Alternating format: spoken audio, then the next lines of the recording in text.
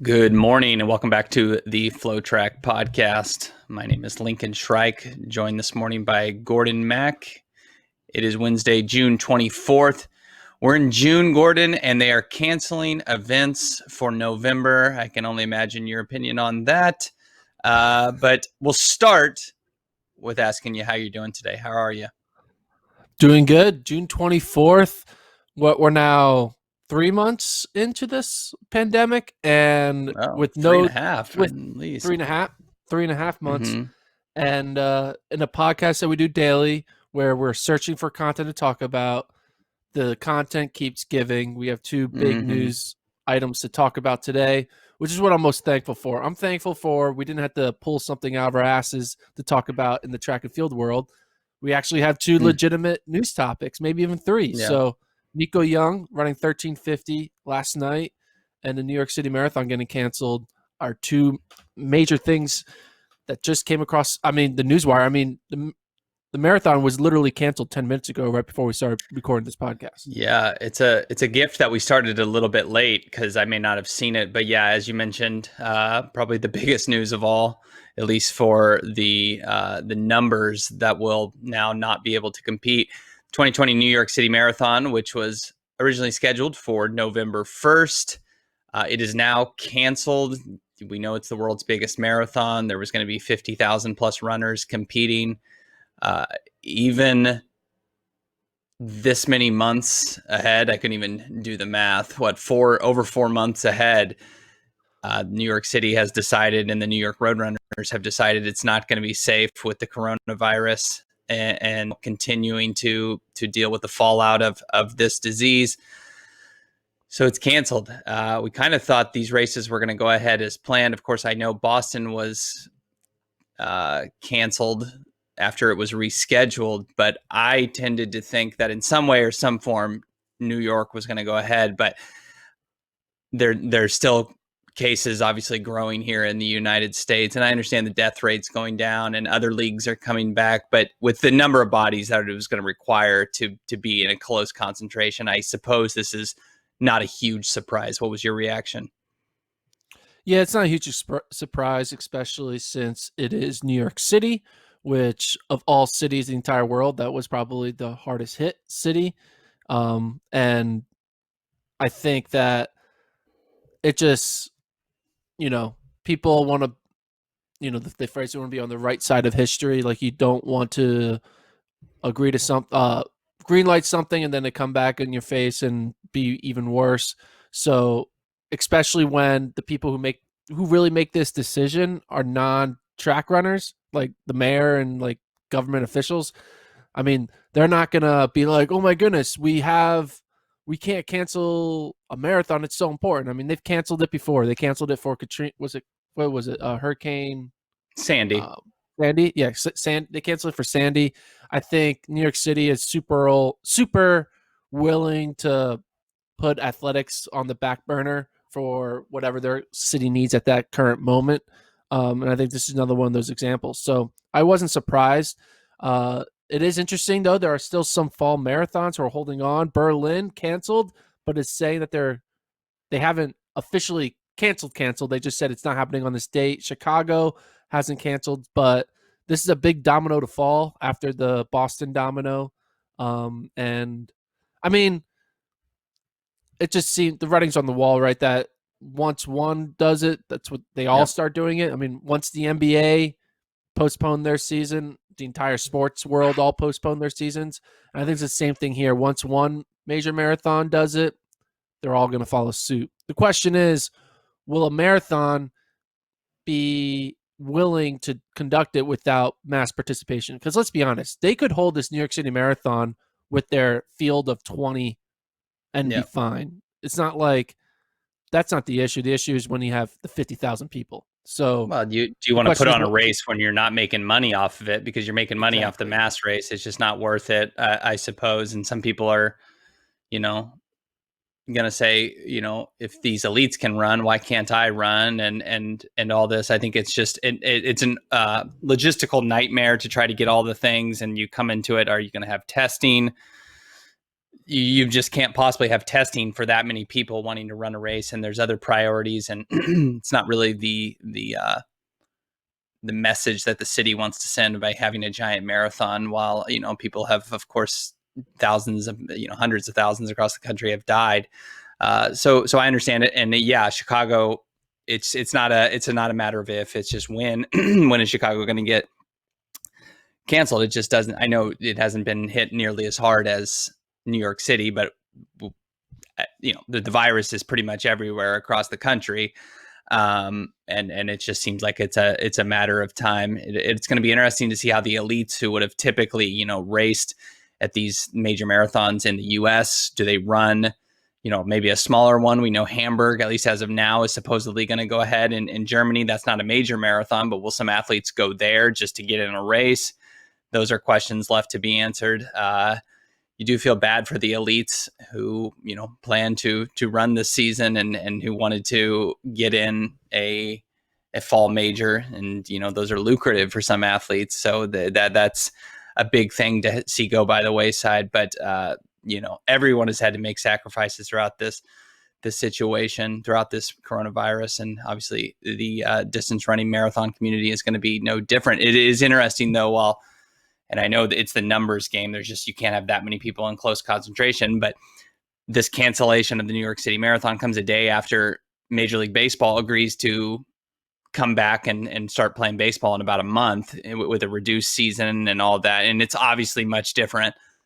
We're talking about 50,000 runners versus 30 baseball teams with 40 athletes per. So it's way, way, way different, and no fans or anything like that. But it is interesting to see some things are getting to come back, and other things are just like distance running or like marathoning or they're like, nope, not even possible.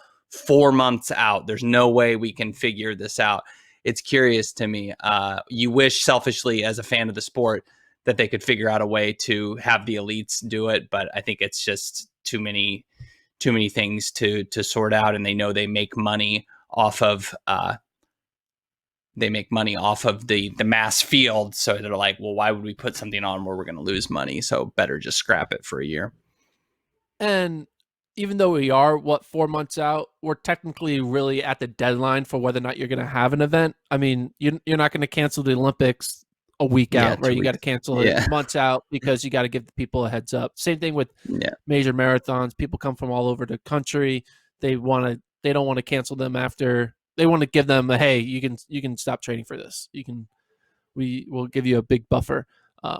I do think what's going to happen though, with this trend of Boston getting canceled, New York City getting canceled, I think Minnesota's race got canceled. The Twin City Marathon got canceled. Okay. I think what we need is to see what happens with all these major sports when they come back in end of July, with baseball, basketball, MLS, hockey, and even football in a weird way.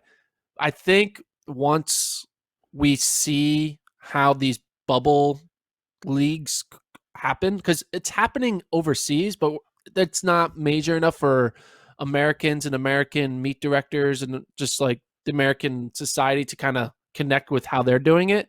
I think if we see like an NBA playoffs go from July 31st all the way to October with you can say without a hitch, but there's going to be hitches, but like it happens and like it's not catastrophic. I think that will signal like the rest of the non-major sports, like in the running community, local road races, and for all this and track meets, to be more willing to like, okay, it's time. We can now do things with the understanding that it's not 100% safe, but also the understanding that it's not 100% lethal. And I think that's what they need. They need some major MLB, NBA to like complete a task. Because right now they're all just proposing leagues. They're proposing what's going to happen end of July and proposing what's going to happen in August, but they haven't actually seen it. And I think once people start seeing sports happen on American soil for a long period of time without any major hitches, that's when track, I think, will eventually come back. It's a big asterisk without any major hitches. So it's like, what do you qualify that as without a big litany of or big amount of positive tests? I mean, because I think there's obviously going to be people that are going to test positive. The problem is, when you talk about major marathons, they run each other independently. It's not, even though it's a gold label race or whatever we're called, or a major, and what is the AMM World Major Marathons. They're not the people running it. They're not They're not organizing a task force to say this is how we make this safe for the elites.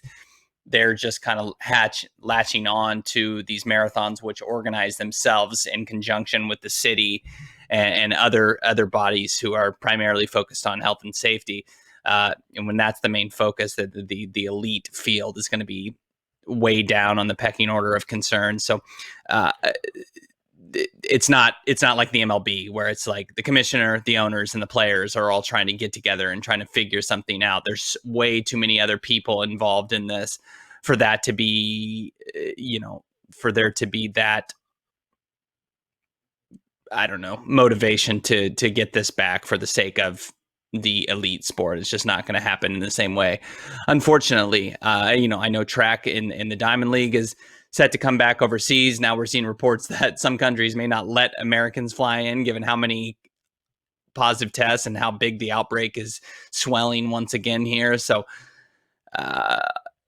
it's just another, like you said, it's another domino to fall. It's another sign that, 2020 is not going to return to normal for the U.S. as far as athletics, track and field, and or road racing. We're holding out hope, obviously, for cross country. That still will have to be sorted out. We don't know what NCAA sports are going to look like, but it's not a great sign, I don't think, when things are continuing to fall by the wayside. I believe cross country is going to happen. I know that's not what we're talking about, but these things that we thought, this will be fine a couple months ago, it's months down the road. Well, now those things are getting canceled. So I'm not incredibly optimistic about the rest of the calendar for 2020. Would not surprise me if there's no major events. We're kind of just operating with these time trials and one-off small meets, and that's the best we get as far as track and field road racing for 2020. This is what I think we need to do. This is how we solve the problem, Lincoln. You ready for the solution? I can't wait. This is the solution. So you have all the elites that we're going to do Berlin, that we're going to do Boston, that we're going to do Chicago, that we're going to do New York City. We email them all. We send them an email. Dear elite athlete, okay? It's an email from you and me. We have an enticing opportunity for all of you.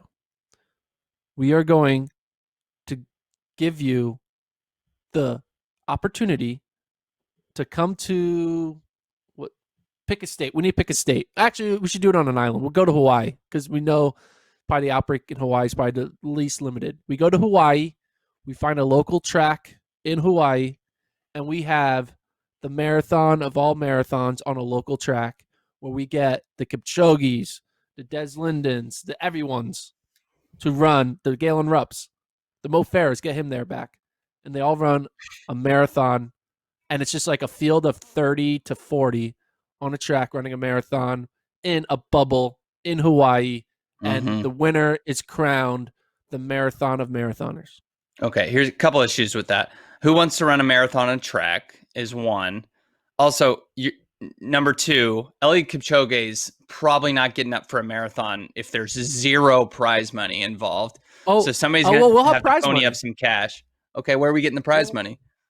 We're getting the prize money from this guy I know who has this business opportunity that he is telling me is worth millions.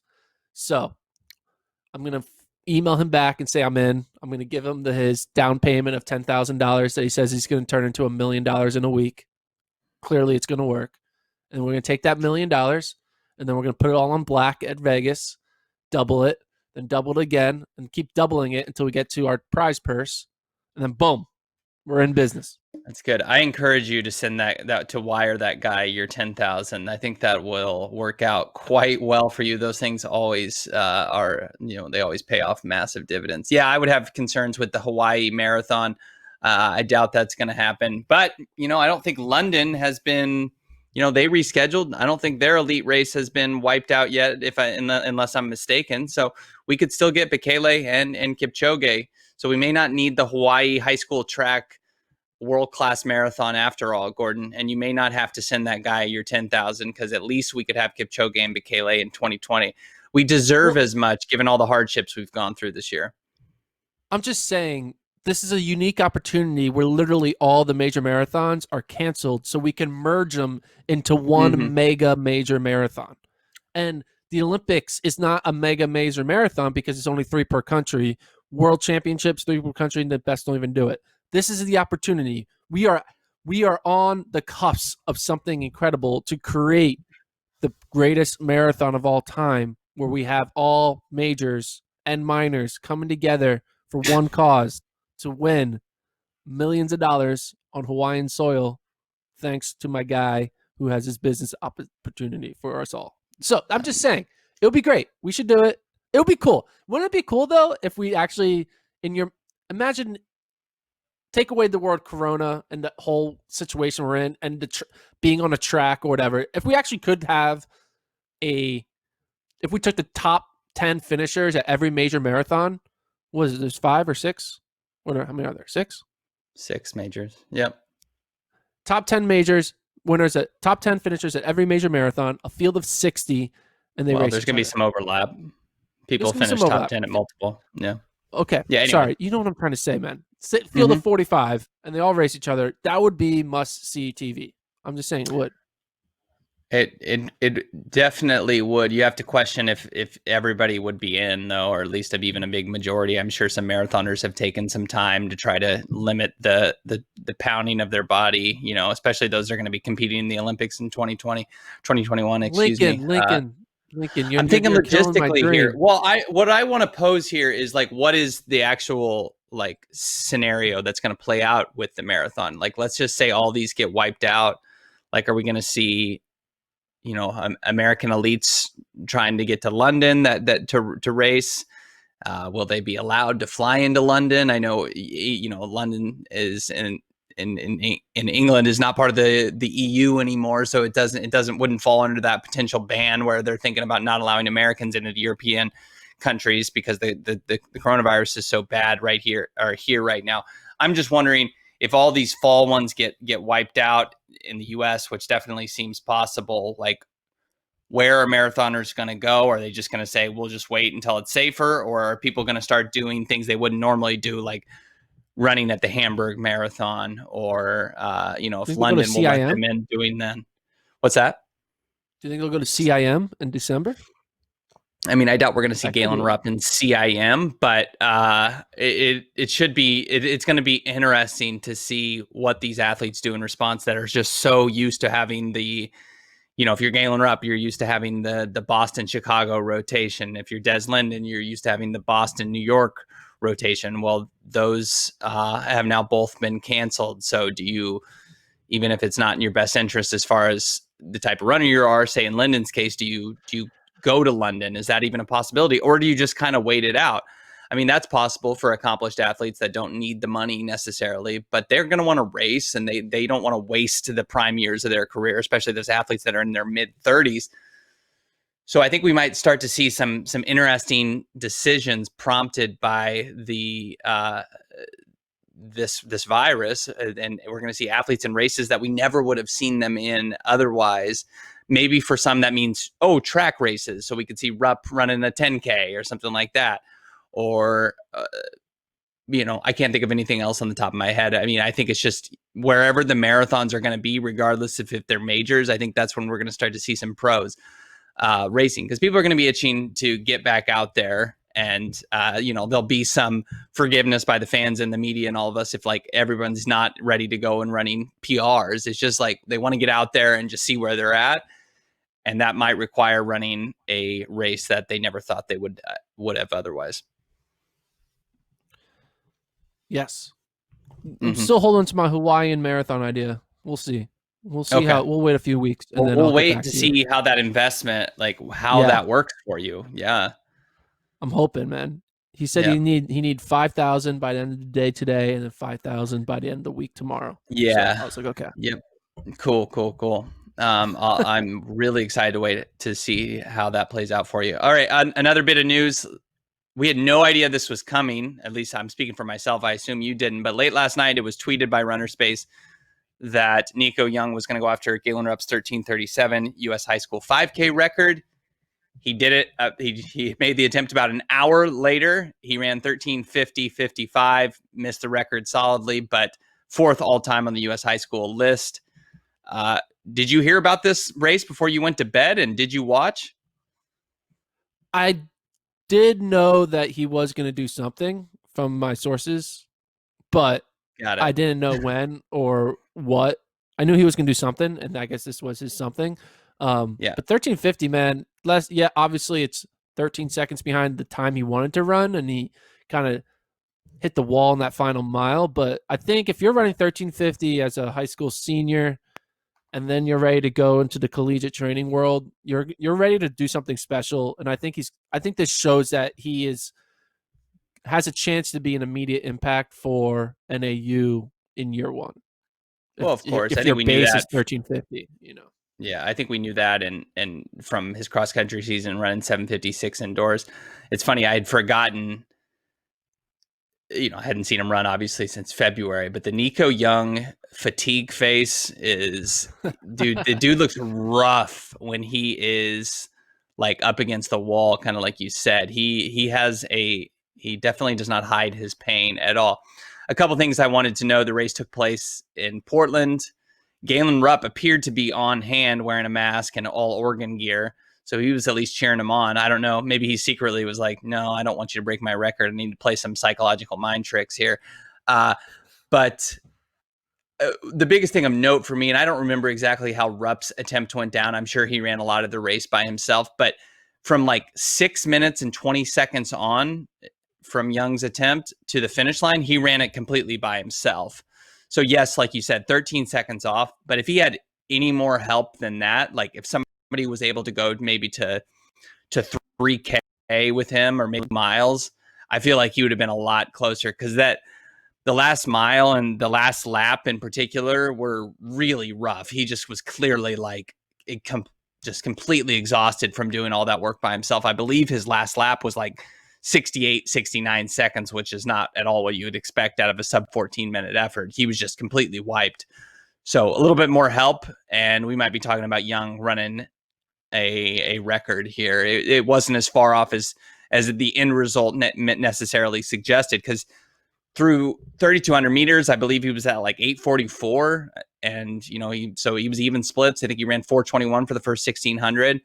So he was right there, and he was well below the 13:37 pace for big portions of it. He just really faded that last mile. And I mean, also a big factor is the guy hadn't run a race since February. Yeah, Like that's a good that point. is a huge like you need some race rust busters to kind of get ready before you hit your peak like time trial type race. And he just was going off of like nothing in a weird way. And I think that 13:50, maybe if it was a regular senior year where he's going to Arcadia and he's doing this and that, he might have. I think he's more likely to run in the low 13:40s based on of having just like races under his belt. So I think 13:50. I mean, it's not off the couch. Clearly, he's training, but in a weird way, it's kind of like coming off the couch, because when you make your outdoor debut in June 23rd, it's pretty raw, and so I think that's impressive to me.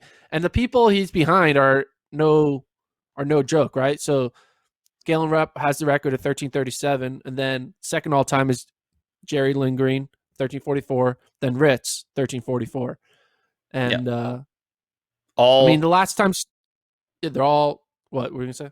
NCAA cross country champions, I believe, all Olympians as well. So no pressure, yeah, Nico. No pressure. it's a good list there to be associated. And again, I can't emphasize enough. I think any more help out of Pacers, I can't imagine that the ideal was for him to, stop getting help before 3,000 meters. Surely that was the goal, to get him a pacer through 3K, and it just couldn't hang. Yeah, he's obviously an incredible talent, and didn't quite get that record. That would have been a huge surprise last night because again, I didn't have any idea this was happening, and to wake up and if somebody would have broken his record, Galen Rupp's record, that would have been incredible. But uh, yeah, Nico Young, if there's going to be cross country this fall, he's going to be a huge piece for the best team in the country, Northern Arizona. Yeah, and so I've been currently in the process of putting together preseason rankings for cross country, individual and team. And one of the hardest challenges of putting together preseason rankings is, well, it's even harder this year because there's no outdoor track. So a lot of Yeah, times these athletes have like great track performances that kind of says, oh, you're ready to, even though you finished 150th last fall, you were out there running 1340s and finished top 8 in the outdoor 5K. You're not going to finish 150th. You're more of a top 40 guy. But we don't yeah, have that, right? So it's weird. But notably, though, it's also hard to predict where true freshmen land, right? And I have a little algorithm that I do to try to figure out where I think someone like Nico Young or Cole Sprout or Leo Doshbach are going to finish. And sometimes I do a calculator where I say, based on your 5K time where you'll finish, and based off of 1350, that is projected to finish. Like if you have a 1350 PR, you're likely to finish 40th at cross, which I think makes sense. 1350, top 40. I think that is yeah. fair. But I think he's not going to finish 40th. I think his 1350 is a little skewed because of the situation of the race. As obviously not having a regular season. I think he's more of a top 20 guy.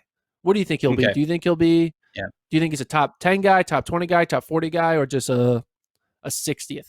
So for perspective, this is where true freshmen at NAU have finished lately. So Luis Grijalva was a true freshman, and he finished in the 60s, I believe. Um, Ryan Raff was a true freshman in 2018. He finished in the 150s. And then Drew Bosley was a true freshman this past year, and he finished, I think, top 25, I Yeah. believe. Uh, So for Young is perspective, obviously in a different caliber than even Bosley. I think he's much higher than that. I mean, you're putting him obviously with this 5K in the same caliber as Dathan Ritzenhein, Jerry Lindgren, and even Galen Rupp, and that 756 and how he dominated NXN and how his times were comparable to German Fernandez in the California high school cross country scene. You have to put him up there with some of the big names. The comp I kind of make is going back to 2015, Grant Fisher, and I believe Grant Fisher was about 17th around there his freshman year. That's where I would say. I mean, of course, we got to assume that he's going to be healthy and that he's not going to redshirt and all that. But it I would say that he is about a fringe top 15 and a top 20 for sure guy if he has a solid race in his NCAA XC debut. I think that's certainly fair. He's not an Edward Cheserek. He's not going to win NCAA cross his freshman year, but he's definitely top 20 material as we speak today. so if Nico is top 20 material, where does Nico, do you think, would you put Nico on the team of NAU? Well, we would have not put Drew Bosley as their number one, and that's what ended up happening in NCAXC. You I put would put him as Grijalva their ahead. three or he's their 3 or 4 guy. I mean, that's how good they are. They can be that good. I think if Nur takes a step up, if Bosley improves on his finish, he could be a top 10 guy. And then Grijalva should Grijalva. be a top. Grijalva should be a top 15 guy. I mean, he has that ability. The guy just ran 7:43 and then ran like a 350, 353 mile converted. I mean, he has that cross Yeah. country ability. So Grijalva, Nur, and Bosley all have the ability to be better than him. And can't think of his name, Nico Young. If Nico Young is truly a top 20 guy, like we think he is, based on his historical comps as a true freshman, then those guys should all be top 15 guys. And Bosley, Grijalva, and Nur, they're going to be really good. We So, know that. yeah. So 4 top 25 guys, you're already saying. I mean, yeah, 4 or 5. I mean, Hasty should be that good too, right? I mean, that he had like a kind of a bad race. And where was he last year? He was like 40 something, right? Or He finished right next to Yared Ngus, 40th okay, ish. yes, Yeah, yeah. So he 40. was They just were both outside top being 40. All of American. The course is different. It's Oklahoma State. There's never in recent history been a modern championship there. So that's a different and hard course, way different than Terre Haute, but those are all possibilities for those guys. And we saw the fire kind of lit by Grijalva when he had that bad NCAA cross country race and lost his first cross country national title. If he keeps that going, which is tough to do after we've been through this COVID period, but if he keeps that going, he should be top 15 guy, and then those other guys are just as good. So it's a really, really deep team, and the 1350 for Young, I don't think it's obviously much different. I think you guys have talked about this, like in the sub 4 mile for a high schooler versus the sub 4 mile for a college freshman. You have to look at the scenarios. This isn't Nico Young going to you can't translate this to Nico Young as a college freshman going to the Stanford Invite and running 1350, a performance that wouldn't generate any headlines, because in that type of a scenario, he would have people to run with. He did not have people to run with for more than half of this race. And you add in the fact that he had been, hasn't raced in 4+ months and didn't have a season. This is way better than a 1350 would be otherwise. And, even though he's almost in college, it deserves much more reverence than maybe it would have otherwise. So obviously, this entire quarantine time that Nico's been training, he was helping his teammate Jace Ashbacher. I don't know how to say I his think name. that's right. Chase. He's going to Colorado and actually ran a really good 3,200 meter time that Nico helped him, that paced him. But their coach, Sean what's his name? Brosnan, Yeah. Anyway, their high school coach, has basically been leading Nico and his teammates kind of through this quarantine. When is the official transition of guidance handed from the high school coach to Mike Smith? You did see Well, I would Galen say it Rupp starts. there. Yeah, Does it start today? Is today the first day that Nico Young is I would a say Mike so. Smith athlete? I would think so. I mean, I don't think he's going to Flagstaff yet, but yeah, I would say it's got to be over. And just a side note, that Jace athlete, his teammate, I thought he was going to Washington. Am I crazy? He's going to Colorado? He's going to Colorado. Oh, okay. I must have gotten him and Dashbach confused. Yeah. Okay. Yeah, I would say it starts now. I mean, it's almost July, right? I mean, cross country Yeah. camps, if they go ahead, if NCAA sports are a thing, which I mean, I guess at this point we think it's going to be the case. Even though college athletes have been going back and testing positive, we're holding out hope it happens. But long story short here, I think, yeah, this was his last hurrah as a high schooler. And now Young is going to be, the reins are going to be taken over to Brosnan, to Mike Smith. It is interesting because he's had such a hands-on coach. For him to just relinquish all control to Mike Smith, you wonder if they're still going to have communication, and then that's going to be tough for Brosnan to kind of let go of such a star pupil, because it hurts to lose somebody that's like that good, and then and he loses the other kid, Oshbacher or whatever. Now you just go back to your high school team and you're like, wait, where's my sub 8? Where's my sub 14-minute high school dude? It's just it's got to be tough to let go of that. So I can understand why he's still having him run in a late July, or excuse me, a late June race. It's really hard to say, here's my prize prodigy. Now see you. I'll never train you again. It's tough. Yeah, and based on some like public workouts that the Newberry Park team has shown, and me being at NAU this past fall, during when we're filming the Running with the Boys, the training is very different. The training that that Nico is doing in high school is gonna be very different from what he's gonna be doing at NAU. And by different, I mean it's a lot more. When you train at 7,000 feet, you can't do as much, right? You can't Of course. be going as hard as often. And NAU, for how good they are, a lot of times you were like, wait, how are you this good? But you go out there and you run like 9-minute miles. Like, it just doesn't make any sense. Like, they take easy days literally. Like, it is an Mm, easy day. Like, it is that's sometimes they probably have, good. yeah, it's good, right? And you have to take easy days easy when you're at altitude. But it'll be interesting seeing Nico be like, oh, well, an easy day. All right. Okay. Wait, I don't need to go all out here. All right. We're just going to jog 9-minute pace. All right. It's cool. Yeah.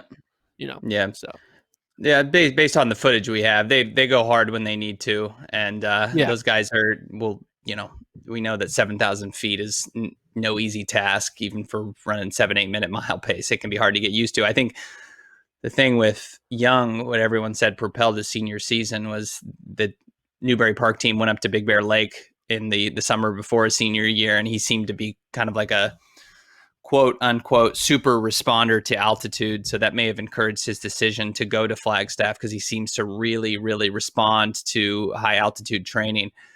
We'll see how it goes. If he takes another step forward in his freshman season, if all goes according to plan, I mean, he's going to be a force to be reckoned with, and could be a top 10 guy. I think right now he's a top 20 guy. If he takes another big leap forward, he could be top 10. And he's joining obviously a talented group of which his skills are going to be enhanced. So exciting to look forward to. I'm excited to have another debate about who will be NAU's seventh man because they returned 6 from their 7 last year. Obviously, they lose Jordy Beamish, so you throw Nico Young there. They're 7, but we can't forget that they had 2 true freshmen that redshirted that would be coming in as redshirt freshmen, and Ryan Yep. Roth, who was left on the sideline, but then went on to run 1340 and make the indoor 5K. Like, if you can make the indoor 5K, you're top 16 in the nation. That's pretty good. So Roth is going to have a saying like, hey, man, you need to put me in your top 7. But they're going to have 8 or 9 guys fighting for a top 7. And a lot of them are already redshirted. The only people who haven't redshirted yet would be Drew Bosley, Nico Young, Luis Grijalva, and Ryan Raff. And so maybe they redshirt, maybe they realize how good they are and they redshirt Luis. Maybe that could happen. I don't know. No. You don't Not redshirt not up Luis? against BYU. What did Casey Klinger and Connor Mance run in their 2-mile time trial? Do you know? It wasn't that good. It was like high Oh, school type times. okay. I mean, they were at altitude too, right? But Yeah. still, okay. We weren't impressed. Was No, it but sub 9 minutes? I mean, Connor Mance is going to be the NCAA favorite, right? Yeah, assuming he's back fully. I mean, obviously he's healthy, but he had that stress fracture, so set back a little bit. But it kind of all the NCAA had a stress fracture this past year with the COVID cancellation. Yeah. So I guess it wasn't the worst thing for him. You could argue that maybe the top 2 favorites all are going to be coming off of injuries or dealing with injuries. Connor Mance and Isai Rodriguez, because Isai was running, he ran well, but then got hurt and wasn't At able to, regionals. like, he was like top 4 in pre-nats. Like, he finished 4th at pre-nats and then just like fell off because he won Big 12s. Well, he got second in Big 12s to Edwin Kurgat, and then he just like was dealing with injuries. So, and he's going to be on his home course, right? So you got to think Isai Rodriguez of Oklahoma State is going to have a lot to run for. And I think he could be if he's healthy, could be a wild card to challenge Connor Mance. But we have many, many podcasts to talk about NCAA cross. It's still only June 24th. I'm excited. I'm holding out. I'm holding out hope that we're going to get a full season. It may not look exactly the same as what a traditional cross country season would look like, but if school is back and we can get these athletes training, and I think maybe field size will be reduced, but hopefully we can have a full NCAA cross country championships in November. I just need that. I need some NCAA championships. It's going to be. We won't have had one for a year by the time NCAA cross rolls around, right? So I'm going to be totally jonesing for that, and ready for that to happen, especially in Oklahoma State. I mean, that Stillwater course is so unique, and I look forward to how it runs at pre-nats and how it's going to go over 10,000 meters. It's going to be really, really fascinating because I've run that course. Some of those hills are some of the most painful experiences I've had as a runner, and they're just brutal. And it can be a little warm there, mean, it'll probably be cold by the time November goes around, but for pre-nats, it's going to be interesting to see if it's chilly or if it's warm, and how that course works when it's hot. It's brutal. So it's gonna be a fun season, even if it doesn't have the same quite look. Even if teams don't travel to meets as much as they would, there's a lot to look forward to. Agreed. Lincoln, before we sign off, I heard you went to Galveston this past weekend. Yeah, so Is that true? Yeah, I know. Calling the kettle black, right? What's up? Did you find the McDonald's I lived at? I saw the Golden Arches. I didn't go podcasts? into the parking lot. I wanted to see if they had a plaque there. So we were supposed to just be going to Houston. My wife had an art show several months ago, and we needed to get her art back, and just figured it's a random Sunday, we can go do that. Of course, it was Father's Day. I didn't realize that, so they were closed. So we were like, well, crap, what are we going to do? So we just decided at that point to drive to Galveston, drive the hour from Houston to Galveston, went to a very remote part of the beach, hung out at the beach, and then got a hotel for the night, and in Houston, not Galveston, and then drove home after we got the painting. So I did check out the beach city, of which you've called your partial home several times this spring and summer. It was quite busy. I know you said it was a little sparsely attended, or less people than it normally would be, but I don't know. For a weekend, it seemed like there was plenty of bodies out there, so we were trying to keep our distance and whatnot. But it was a good time. It was nice to go to the beach.